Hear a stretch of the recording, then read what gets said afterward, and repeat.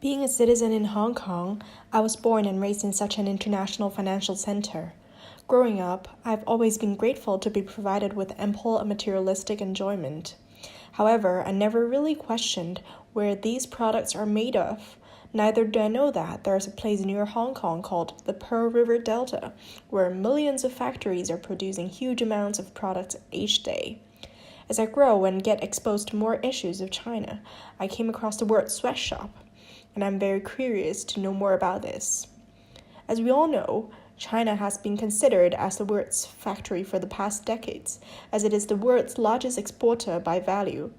Currently, there are approximately 76.8 million migrant workers in China, which constitutes up to 20% of Chinese total population.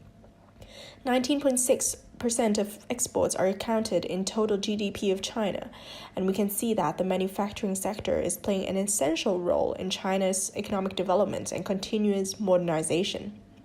Witnessing China's production expansion in the previous decades, I'm more concerned about the working conditions of workers and how they're treated at work.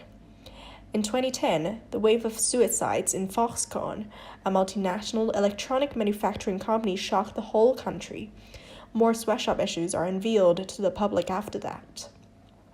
The word sweatshop is composed of various elements, namely long working hours, low payments, and dangerous workplace. It is mostly common in developing countries where regulations on human rights are not quite matured yet. Sweatshops is an alarming issue in China. The first example would be Foxconn, where 18 attempted suicide resulting in 14 deaths in 2010, as mentioned just now.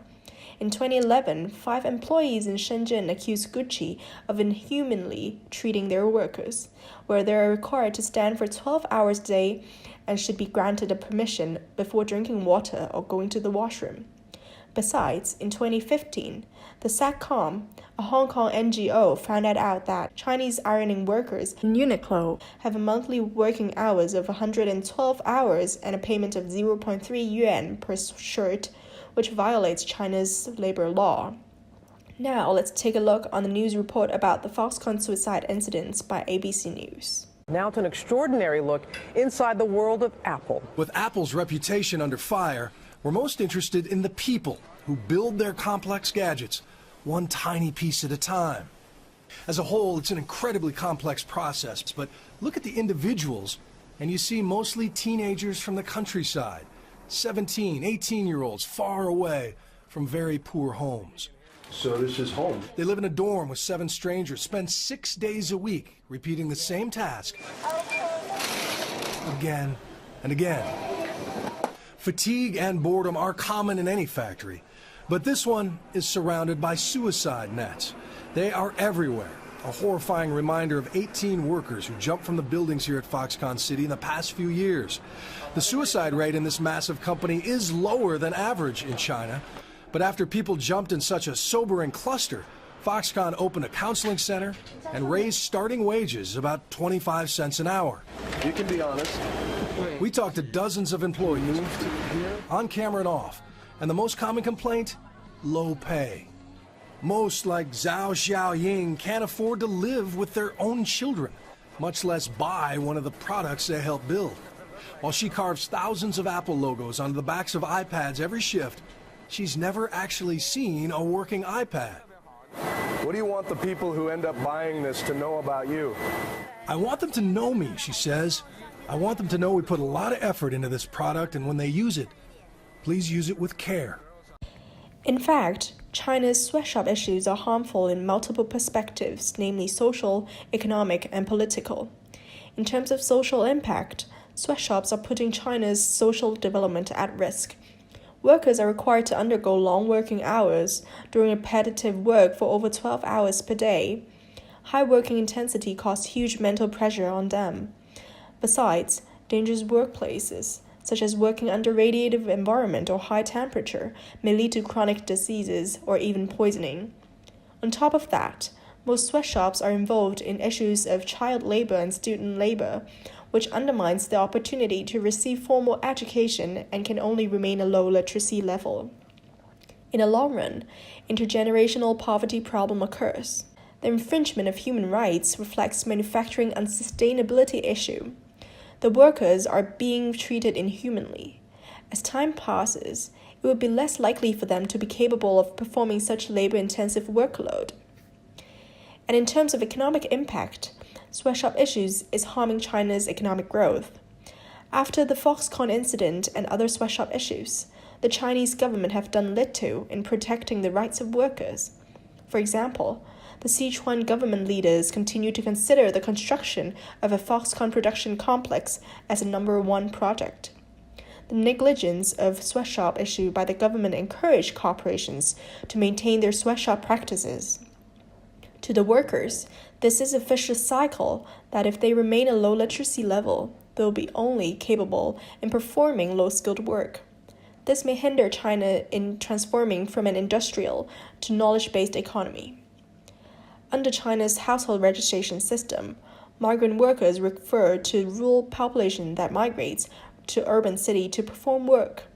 The hukou system in China offers little welfare on migrant workers and without sufficient protection from work, as they are not qualified to be an urban citizen. In the political perspective, in addition to low awareness of labor rights among workers and lack of government regulations on working conditions, this may harm social stability as quality of living are often indicators of an effective governance. There are both external and internal factors leading to the sweatshop issues. First of all, in terms of external factors, globalization eliminates geographical barriers. And that's why retailers are able to source from manufacturers according to cost of production. To cut costs, manufacturers require long working hours and dangerous workplace for their workers. Besides, the rise in fast fashions enables fast fashion retailers to minimize inventories to save storage cost. Suppliers are required to produce their products within a short period of time, which made overtime of workers inevitable. In terms of the internal reasons, government regulations, such as the prevalence of corruption between government officials and manufacturers, are quite a case in China. In addition, developing countries generally tend to have high tolerance on working conditions of the manufacturing sector for economic prosperity. Besides, workers' awareness on labor rights are relatively low due to their lower literacy level, and therefore they may not be able to protect their rights. Different stakeholders have various stances towards the sweatshop issues, and I will consider them according to 3 objectives. First, what is their stance towards the issue? Second, how did they respond towards the issue? And thirdly, what can they do to alleviate the issue? I'll take a look from a broader perspective of a government to fashion retailers or factories and to customers as an individual. In terms of the government, currently the labor law of People's Republic of China was taken by China.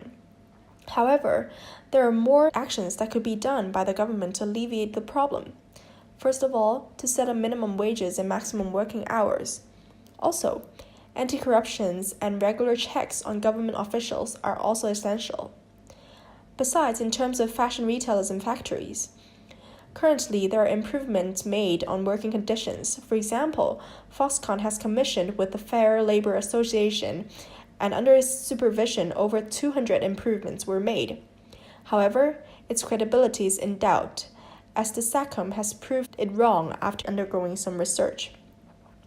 There are also some suggestions that could be made. First of all, they should allow the formation of labor unions to facilitate communication between workers and company, be open to workers' opinions, and also to provide a better welfare on migrant workers.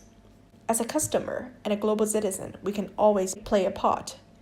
We can show support to ethnical businesses, be a part of related interest groups, and also acknowledge labor rights. The sweatshop issues is never about a particular country or a particular group of people. To many of us, it might be a very distant issue, yet it might cause detrimental impact to these countries and their citizens. If we are able to step up, join hands together, and show our concern, we can always improve the status quo and make the world a better place for all of us.